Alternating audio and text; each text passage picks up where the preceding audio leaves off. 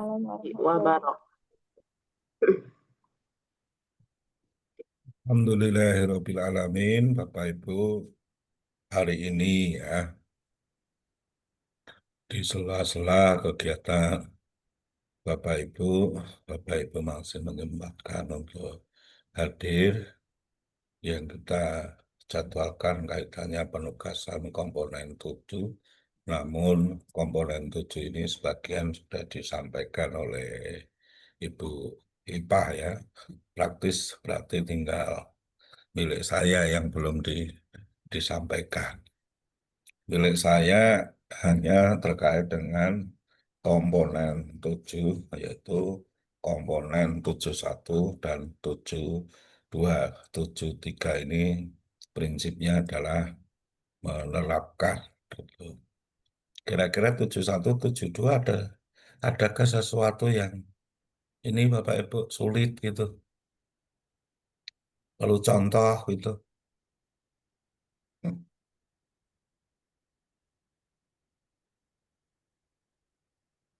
Sebenarnya kamu sudah punya Pak, tapi kok belum pede untuk dikumpulkan. Gitu. Baiklah, Bapak Ibu. Jadi terkait dengan dokumen yang harus Bapak Ibu siapkan, gitu ya. Itu ada beberapa hal. Yang pertama adalah terkait dengan komponen 71. Di komponen 71 ini Bapak Ibu harus menyusun ya penuntun atau manual praktikum.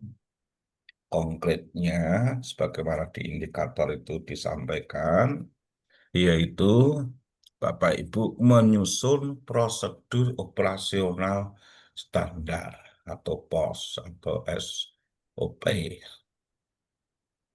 standar operasional prosedur. Apa SOP yang harus dibuat, yaitu terkait dengan pengelolaan lingkungan dan K3 laboratorium. Nah, di sini ini Bapak Ibu nanti harus mengumpulkan bentuknya yaitu dokumen SOP, pengelolaan lingkungan dan K3 di laboratorium atau bengkel sesuai dengan bengkel atau laboratorium yang Bapak Ibu miliki. Nah, bagaimana ya agar kita mampu menyusunnya? Maka idenya sih dari 4 hal ini ya Bapak Ibu ya. Berapa banyak keputusan yang akan dibuat dalam prosedur. Ini sesuai dengan sekolah ya, sesuai dengan di mana Bapak Ibu akan melaksanakan tugas sebagai caleg. Maka di sini berapa banyak keputusan yang akan dibuat. Kemudian yang kedua, berapa banyak langkah dan sub langkah yang diperlukan dalam suatu prosedur. Ya. Maka untuk menjalankan sebuah keputusan itu, Bapak Ibu perlu berapa prosedur? Mungkin 4, mungkin 5, mungkin 6, mungkin 7. Gitu. Ataupun sub langkah. Jadi setiap langkah ini memerlukan berapa sub. Biasakan di dalam membuat satu langkah, itu ya, satu langkah itu Bapak Ibu harus menggunakan satu alat apa, dua, kondisi yang dicapai seperti apa, yang ketiga, siapa yang harus melakukan. Nah, ketika ketiga hal tadi ternyata libatkan banyak orang, melibatkan banyak sumber daya, maka memungkinkan Bapak Ibu membuat sub-sub langkah. Ini. Kemudian berikutnya, siapa sih yang dijadikan target sebagai pelaksana SOP? Dalam hal ini, apakah gurunya, apakah laporannya, itu ya Bapak Ibu ya. Atau siapa yang dapat dilibatkan di dalam pekerjaan melaksanakan SOP tersebut. Dan yang terakhir, apa tujuan yang ingin dicapai? Bapak Ibu itu kan membuat SOP dalam hal ini targetnya tadi apa? Ya, K3 daripada laboratorium sekolah. Berarti apa yang ingin dicapai? Yaitu terkait dengan SOP pembuatan K3 tersebut. Itu itu yang pertama. Sampai sini ada pertanyaan, silahkan.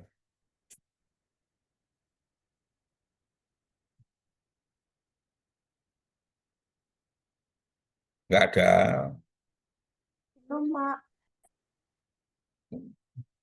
silakan. Kalau ada,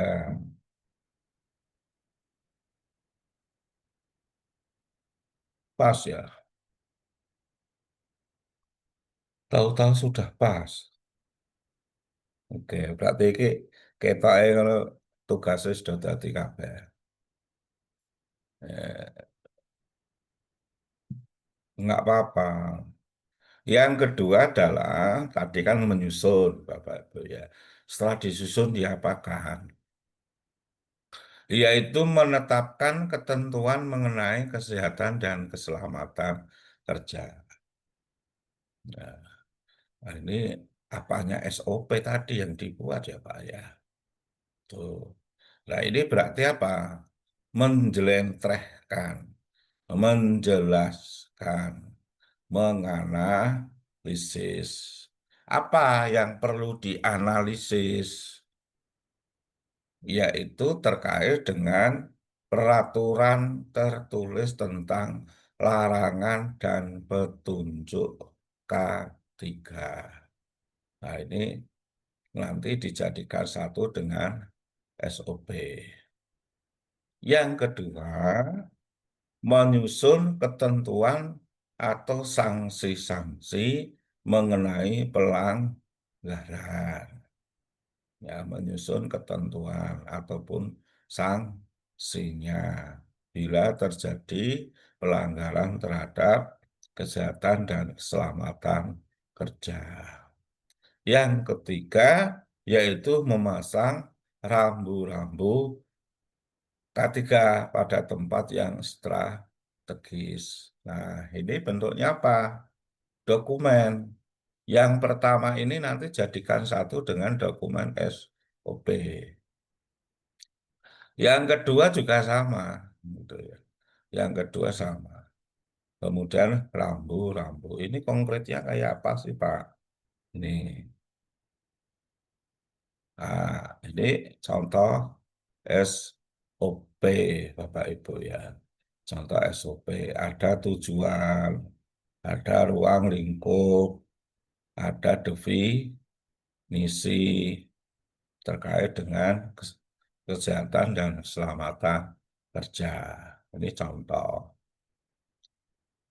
Nah, ini tadi hal umum maupun hal khusus yang perlu diatur ya, yang perlu diatur di dalam SOP K3. Nah, ini kalau bila mana terjadi pelanggaran ya, maka harus diapakan gitu ya. Kemudian perlu lampiran apa, perlu pengawasan apa gitu. Ini terkait dengan contoh dokumen-dokumen tadi, Bapak Ibu. Nah, dari dokumen ini mana sih yang perlu Bapak Ibu tanyakan gitu? Misalnya,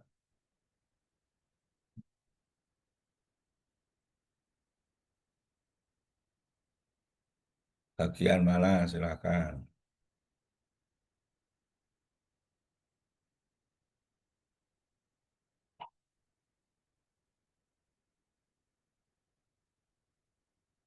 Pas atau nggak ada atau belum ada ide atau wah mirip.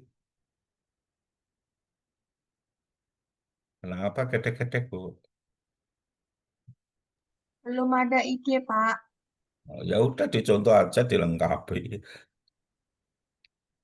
Tuh,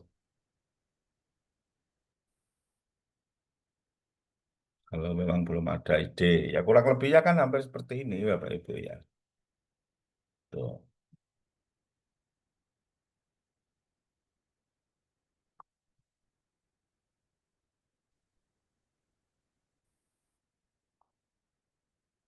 Misalnya umum, pengguna laboratorium melakukan aktivitas di laboratorium atau bengkel tadi ya, harus mendapatkan izin dari petugas laboratorium. Mungkin cukup laborat, mungkin ada sekolah yang harus kaleb, kan itu ya. Kemudian bagi yang menggunakan laboratorium, itu harus mengenali ya, mengenali bahaya dan resikonya, baik bahaya api, listrik, kimia, kan itu. Pengguna laboratorium wajib menggunakan jas laboratorium atau APD lainnya. Nah, ini sesuaikan di tempat Bapak Ibu, ya, disesuaikan. Sudahkah menggunakan jas praktikum misalkan, atau menggunakan sesuatu yang lain? Ya, tuh. Pengguna laboratorium dilarang keras merokok, jelas di sekolah kan tidak boleh. Makan, minum dalam ruang laboratorium atau bengkel. Ini kan jelas nggak boleh. Dilarang keras membawa makanan dan minuman. Nah, ini juga nggak boleh. Semua pekerjaan dan penggunaan alat harus mengikuti SOP, yaitu SOP tentang K3. Setiap pengguna laboratorium melakukan cuci tangan sebelum dan sesudah melakukan kegiatan di laboratorium menggunakan apa? Antiseptik atau hand sanitizer dan seterusnya. Ini menggambarkan kepada kita bahwasannya ya jangan sampai ada zat, ada kuman atau apapun yang ada di laboratorium itu ya itu menginfeksi atau melekat pada tubuh kita dari dan keluar dari laboratorium. Misalnya kita bahas ketentuan khusus, Bapak Ibu. Bahaya-bahaya yang mungkin terjadi di lab, seperti bahaya api, bahaya listrik, bahaya bahan kimia, ya, itu. Maka bagaimana itu bisa dihindari, bisa menjadi eh, kewaspadaan kita selama kerja di laboratorium. Tuh. Kemudian melakukan pencegahan terhadap bahaya-bahaya tadi. Oh, ini kita menggunakan alat-alat ini ya. Alat-alat ini ternyata punya sumber bahaya, misalkan listrik. Nah, bagaimana kita menghindari? Ya, bagaimana bahaya listrik ini dapat diantisipasi? Misalnya, kita tidak menggunakan alat-alat ya yang Lama-lama. Oh, berkaitan dengan air misalnya. Ini kan juga perlu diantisipasi.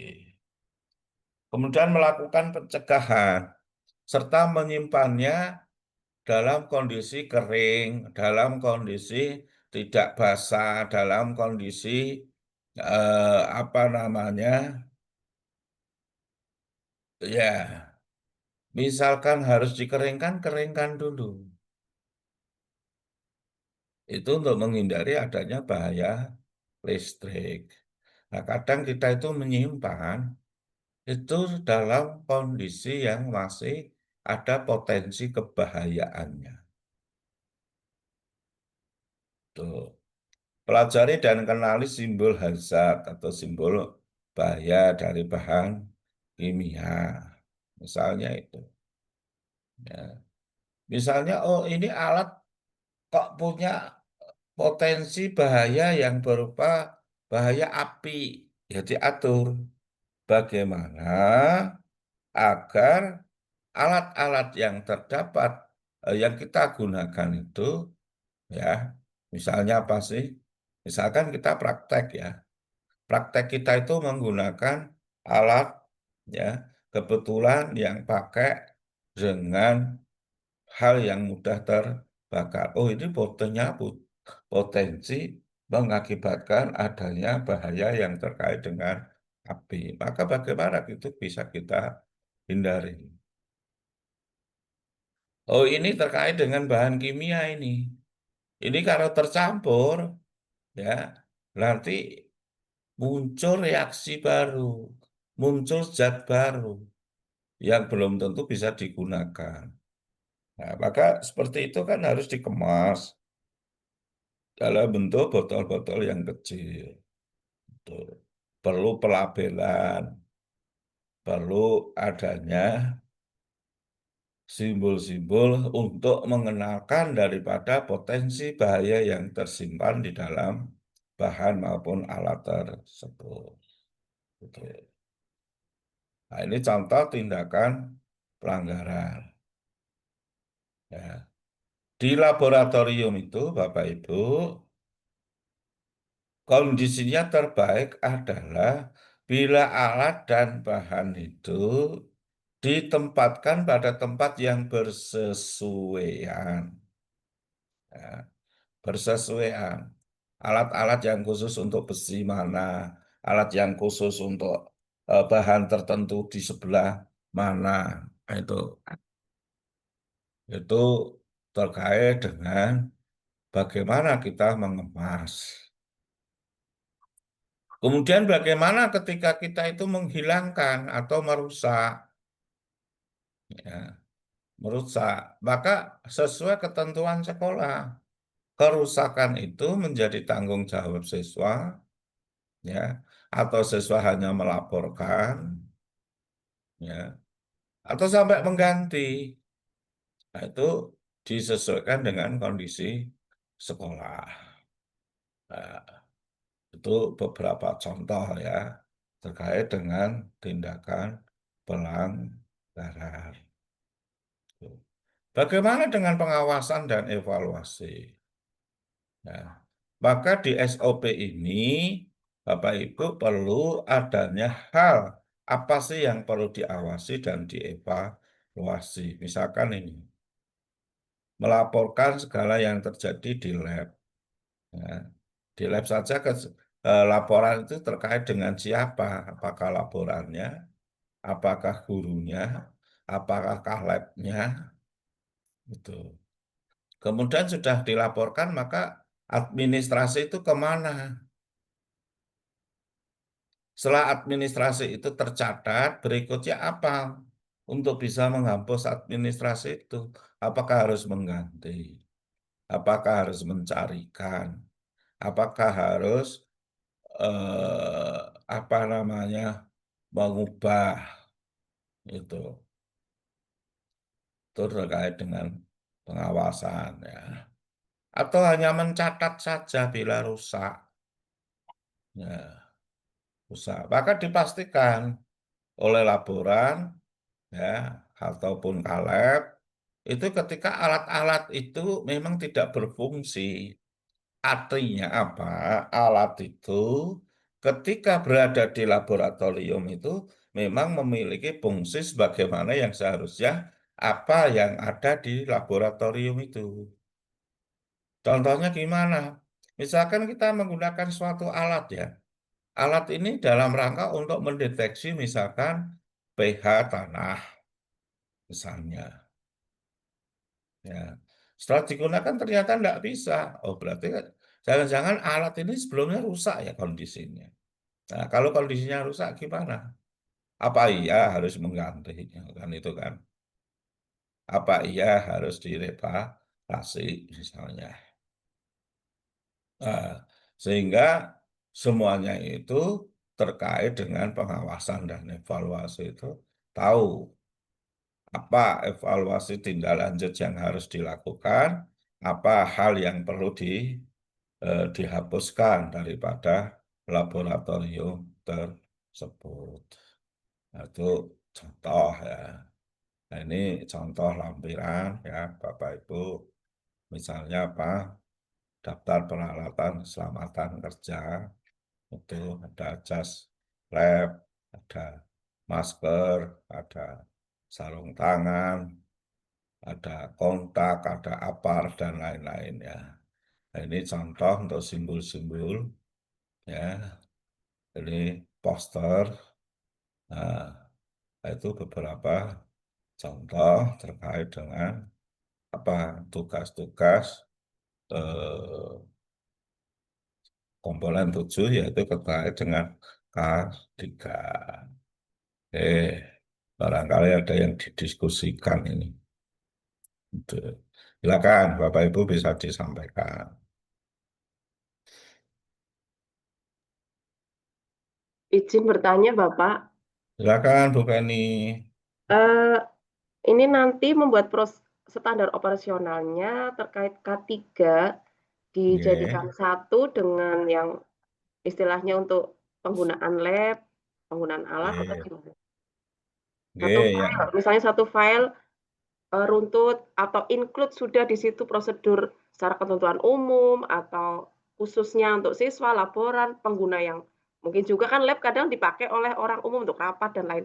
Itu kan sekalian juga nggih dibikin nggih, SOP-nya untuk menjaga keamanan dan lain. Seperti itu gimana Bapak? nggih. Saya tampilkan dulu.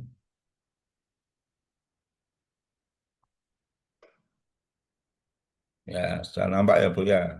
Nggih, Jadi Ibu kan perlu membuat POS ya atau SOP ya. Kalau SOP kan bahasa Inggris sebenarnya. Kalau POS pakai bahasa Indonesia. Nah, POS ini kan terkait untuk apa, siapa, kan itu ya. nggih, Tuh. Nah, di dalam POS itu sebenarnya sudah ada ini juga menyusun peraturan tertulis. nggih. Maka Berarti tadi itu kan ada larangan, kan itu. nggih, Betul. Kemudian juga sanksi-sanksi ini juga harus ada. Tuh. Berarti kalau Ibu membuat POS, berarti tugas 1, 2, 3 ini sudah ada masuk. belum? Oh, Otomatis sudah itu. Kemudian rambu-rambu. Nah, rambu-rambu ini kan kalau ini kan dipasang ya Bu ya. Kemudian Ibu foto dilampirkan. Itu contoh kalau ini. Ini contoh. Itu Bu. eh, biar lebih jelas mungkin saya kurang masih miss pemahaman. Ini kan tugasnya poin 71, 72, 73. Kalau sudah jadi Ya. satu, eh, sudah merupakan komponen 7 secara Iya, keseluruhan. kalau Ibu sudah jadi ini dan ini berarti ada belum? Hmm. Berarti sudah ada. Berarti Oh, Ibu kumpulkannya gimana? Mau diberi kode 17172 721 723 boleh? saya pengennya yang tadi kan kayak Bapak ketentuan umum gini, menyeluruh kayak gitu jadi Lagi satu. contoh. Eh, Sudah otomatis sudah poin 7123 sudah nggih, masuk. kalau Ibu sudah membuat 71 berarti 7121 dan 722 sudah masuk belum? Hmm, gitu. Sudah. Itu Bu. Atau Ibu kumpulkan tadi contoh itu, tinggal di ditambah yang kurang juga boleh. Gitu. Itu ya, Bu. Nggih, matur nuwun, Bapak. Nggih, sami-sami. Ada lagi silakan.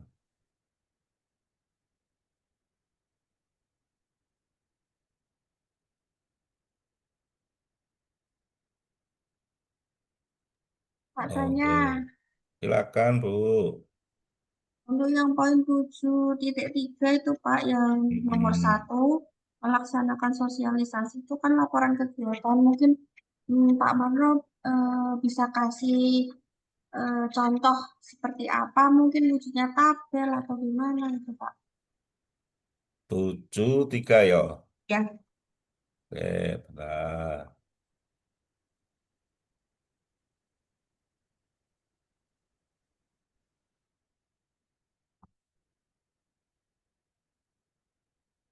Ini nggih, melaksanakan sosialisasi. Nggih, dah. oke. Kalau Ibu membuat laporan kegiatan sosialisasi, yang penting apa nih, Bu? Yang Laporan penting apa nih? hasil Pak. Ya, laporan itu yang penting kan judulnya, toh, Bu. Eh, Ya, berarti judulnya itu ada tulisan apa? Laporan kegiatan sosialisasi K3. Kali itu kan. oke. Terus di dalamnya Ibu tinggal mengikuti mau format laporan pendek atau menegah atau panjang. Nah, Bu Nur biasanya yang mana? Biasanya kalau laporan sosialisasi biasanya pendek sih Pak. Ya udah ikuti jalur pendek. Tujuannya apa, kegiatan apa, yang dilakukan apa, ini fotonya. Udah kan? Tapi formatnya Itu. bebas ya Pak. Iya, Karena terima kasih. oke.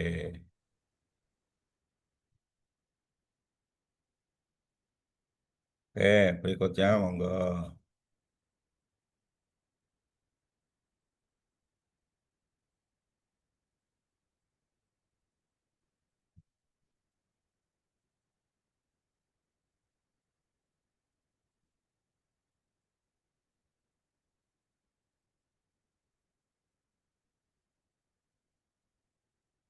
Sudah, nggak ada lagi.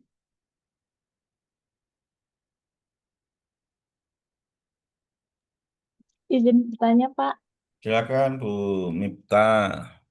Eh, maaf, untuk SOP dalam penggunaan lab komputer, Oke. mohon izin saran dari Bapak, sebenarnya perlu atau tidak sih kalau kepala lab itu memberikan arahan terkait posisi duduk ketika menggunakan komputer, karena selama ini dalam pengamatan kami banyak anak yang posisi duduknya belum secara secara standar yang baik.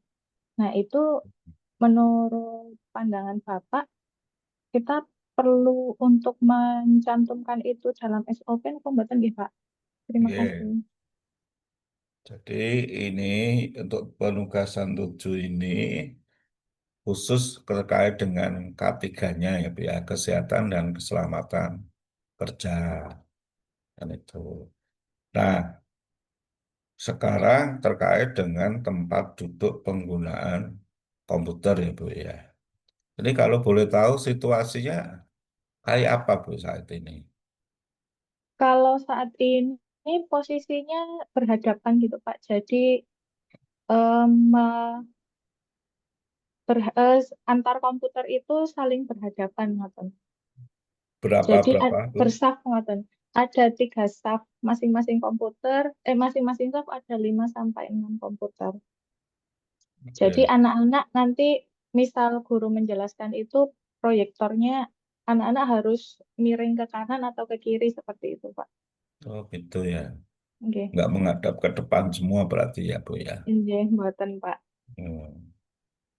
Ya, satu karena tidak menghadap ke depan. Sisi lain, siswa itu ada kebutuhan yang harus menghadap ke depan, Bu ya, khususnya menyimak apa yang dijelaskan oleh guru, kan itu. Sisi yang lain, siswa harus fokus terhadap komputernya ya Bu ya. Khususnya ketika siswa itu sedang melaksanakan atau menyelesaikan tugas berkaitan dengan komputer tersebut, gitu ya Bu ya. Kemudian yang ketiga, idealnya siswa ini kan satu komputer kan itu ya. Satu siswa maksud saya itu kan berarti satu komputer. Nah, sisi lain yang Ibu harapkan seperti apa, Bu Mita? Perihal dalam SOP-nya, Mm-mm. sepengetahuan saya kaitannya dengan posisi duduk, maksudnya posisi anak-anak ketika menghadap komputer itu kan ada aturannya nggih, Pak. Nah, itu Iya, perlu dituliskan secara detail.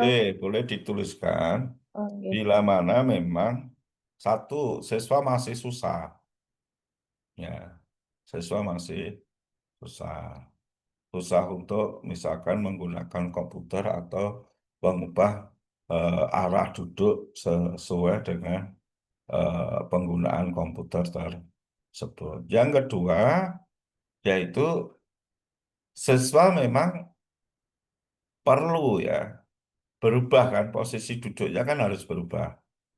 Ketika dia harus berkomunikasi, berinteraksi dengan gurunya. Yang kedua, ketika dia berinteraksi dengan komputernya, kan itu kan harus berubah.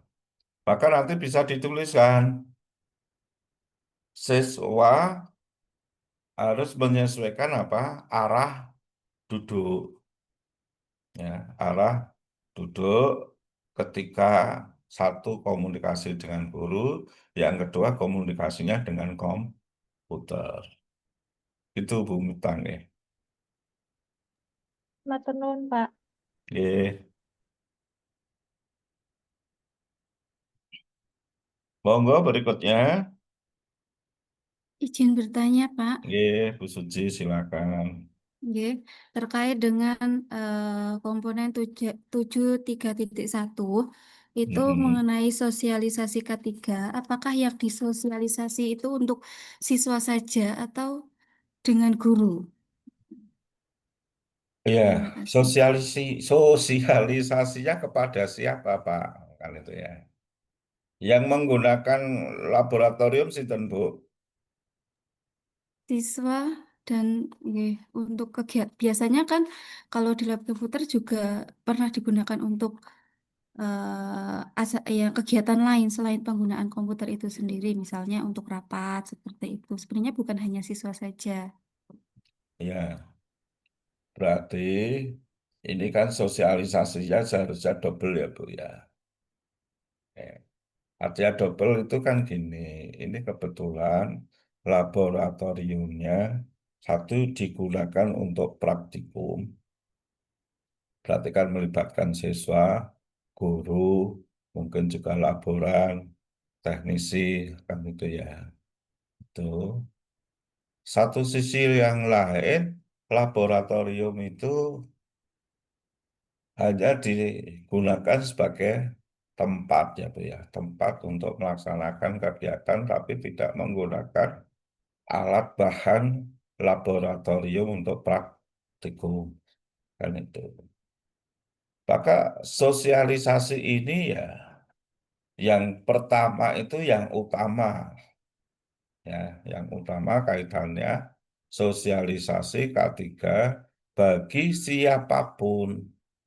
siapapun ya, baik itu siswanya, gurunya, mungkin juga laporannya, teknisinya, bahkan ya termasuk kalebnya untuk menerima sosialisasi terkait dengan K3 di laboratorium tersebut.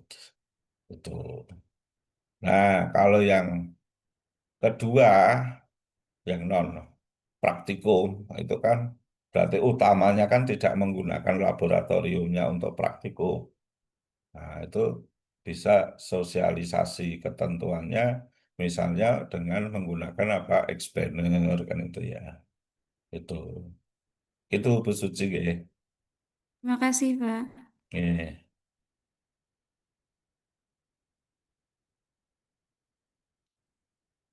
Masih ada atau sudah cukup?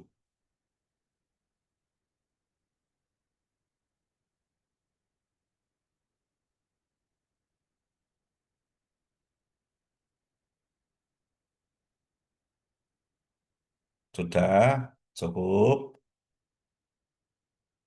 Ini rata-rata guru SMA, SMK ya. Ya, Pak. Ya biasanya prei loh. Enggak, Pak. Saya 6 hari kerja.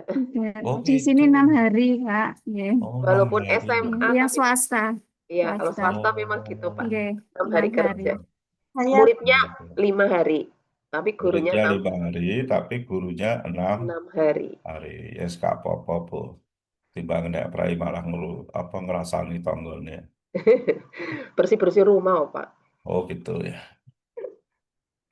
Oke, ada lagi silakan. Cukup. Halo Mas Yen.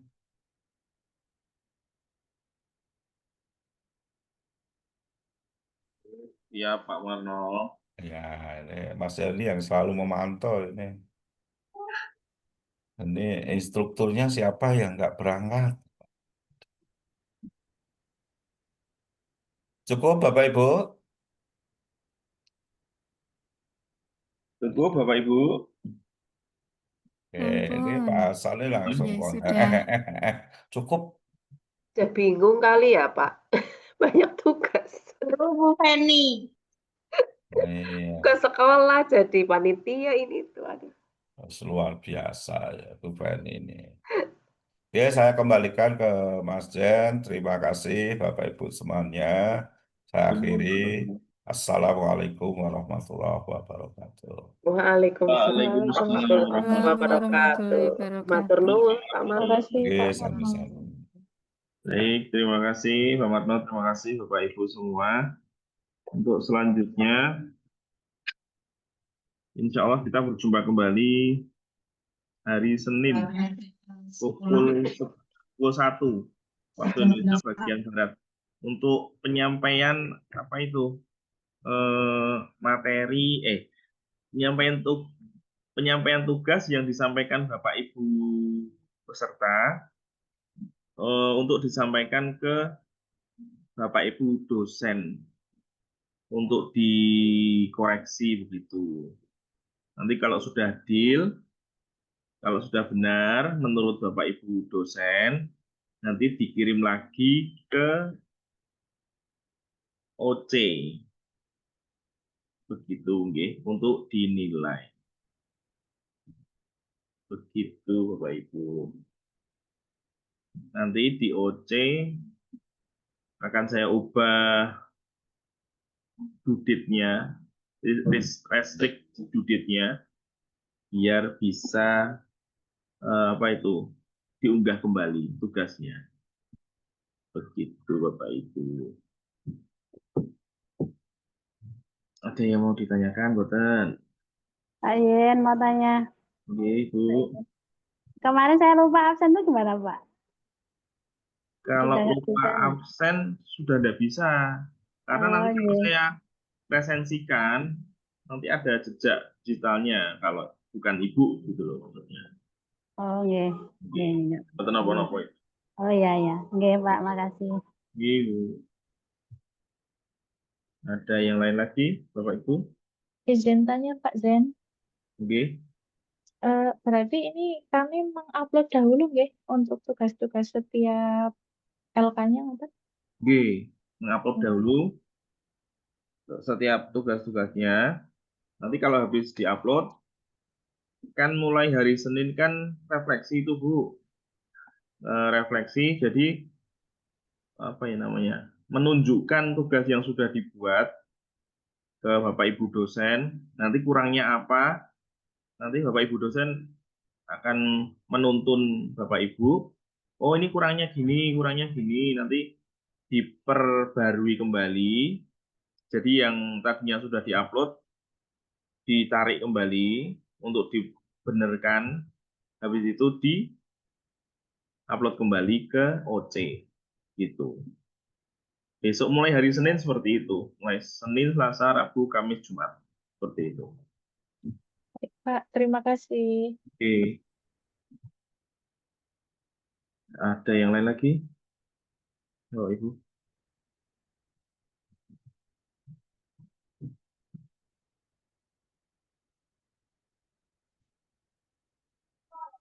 Yang di jadwal itu kan habis refleksi, habis kolom refleksi ini nggih. Dulu. Habis kolom refleksi. Nah, terus kan ada finalisasi itu. Nah, di finalisasi itu kan nanti saya tambah lagi waktunya untuk bisa diupload kembali. Begitu. Oh ya, izin bertanya, Pak. Oke. Berarti agenda kita di Senin sampai Jumat depan itu full membahas tugas. Oke. Terus, Bahas tugas yang harus dikoreksi begitu. ya, terus habis itu sampai 24 itu kan di tabelnya kan finalisasi produk ya, Pak, unggah revisi. Oke. Berarti itu nanti deadline-nya diubah ya, Pak, ya, berarti yang di OC atau gimana ya, Pak? Saya ubah kembali. Saya ubah gitu. sampai tanggal 24 itu. Berarti untuk revisi itu penyusunannya itu kita sudah tidak Zoom ya, Pak, ya? Sudah tidak Zoom. Terakhir Jumat besok berarti. Terakhir Jumat besok untuk Zoom-nya loh, nggih. Oh, nggih. Oke. Terus untuk unggah portofolio itu berarti rekapan dari semua tugas sampai 3 Oktober gitu, Pak? Oke, betul. Oh, Dijadikan satu, semua tugasnya dijadikan satu sampai tanggal 3 Oktober ya, saya buat 5 Oktober lah. Oh iya. Gitu. Baik, Pak. Terima kasih. Oke. Ini kalau terlambat masih tetap bisa. Cuma nanti ada catatannya di sistem nanti late atau gimana, terlambat biasanya gitu. Masih bisa, cuman nanti ada catatannya. Lebih baik terlambat atau lebih baik tepat waktu, tapi kan yang penting mengerjakan tugas sebisanya begitu.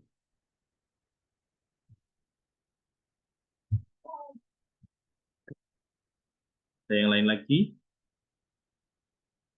Cukup. Ya, Pak. Sudah, nggih. Baik, terima kasih Bapak Ibu. Untuk besok hari Senin, saya kirimi lagi klikinya. Nanti habis itu saya ubah di sistemnya. Saya ingatkan kembali lah pokoknya. Begitu, nggih. Atur nuwun Bapak Ibu, tetap sehat, tetap semangat. Selamat liburan malam Minggu, nggih. Enggak liburan. Enggak liburan, Pak. Kok nggak liburan? Ya ini sih Tugas, tugas. Pak. Tugas sekolah belum lah ini. Sudah Tugas sekolah belum, tugas ini belum, nggih. Iya. Nggak bisa tidur, Pak. Malam mingguan. Malam mingguan tak bener, Pak. Kita semua kan malam mingguan bersama. Oke, tetap sehat, tetap semangat Bapak Ibu. Amin. Matur nuwun, Bapak. Assalamualaikum warahmatullahi wabarakatuh. Waalaikumsalam warahmatullahi wabarakatuh. Saya tutup Bapak Ibu. Amin. Amin.